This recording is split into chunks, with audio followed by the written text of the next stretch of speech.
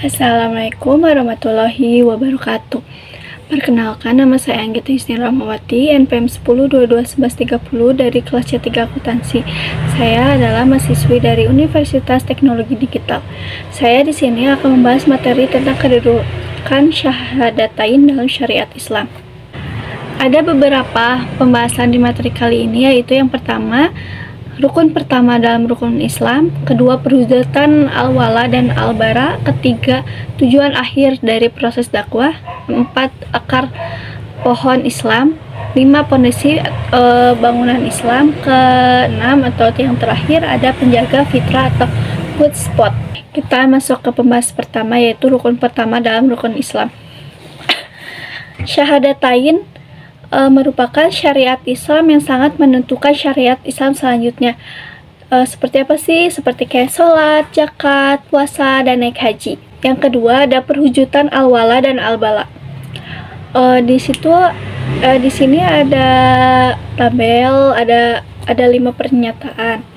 Yang pernyataan pertama yaitu misi para rasul dalam Quran Surat An-Nahl ayat 36. Awal itu beribadah hanya kepada Allah, al-bara menjauhi takut. Pernyataannya kedua, kesempurnaan iman dijelaskan dalam Quran Surat Al-Baqarah ayat 256 sampai 257. Al-wala beriman hanya kepada Allah Subhanahu wa taala, al-bara menolak takut. Ketiga, wujud pengabdian dijelaskan dalam Quran Surat Yasin ayat 60 sampai 61. Al-wala mengabdi hanya kepada Allah, al-bara memenuhi syaitan, memusuhi syaitan.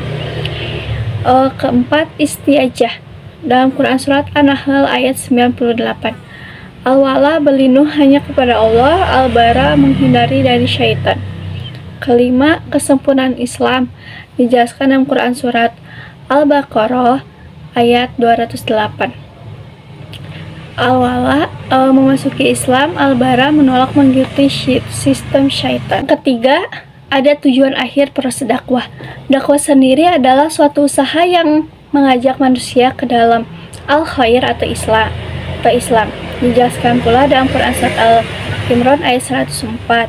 Terus yang serta mengeluarkan manusia dari kegelapan kepada cahaya, dijelaskan pula dalam Quran Surat Al-Baqarah ayat 257.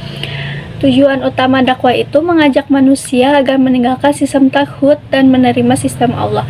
Dijelaskan pula dalam Quran Surat An-Nahl ayat 125. Keempat, ada akar pohon Islam. Allah memberikan perumpamaan kalimat thayyibah sebagai pohon yang baik. Dijelaskan dalam Quran Surat Al-Imran ayat 27. Yang kelima, pondasi bangunan Islam. Rasulullah mengabarkan bahwa Islam sebagai suatu bangunan.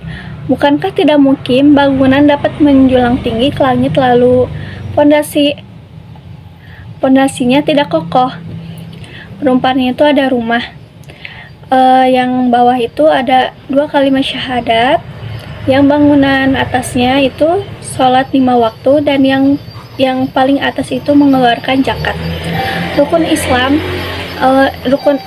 Islam, haji, dan saum merupakan bagian untuk menyempurnakan bangunan Islam. Perumpamannya itu seperti pondasi sebagai syahadatain, sholat sebagai tiang atau dinding, dan zakat sebagai genting. Ternyata tidak akan membuat bangunan terlihat indah dan layak ditempati tanpa menyempurnakan bangunan seperti haji atau saum. Yang terakhir ada penjaga fitrah atau God spot.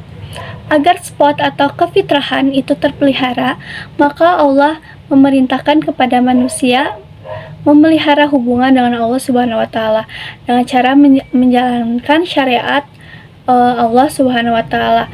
Dijelaskan pula dalam Quran Surat Ar-Rum ayat 30. Seperti apa sih itu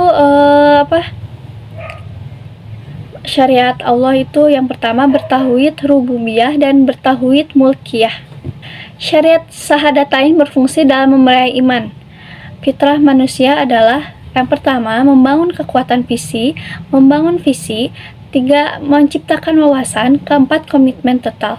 Sekian yang bisa saya sampaikan. Mohon maaf bila ada kesalahan. Assalamualaikum warahmatullahi wabarakatuh.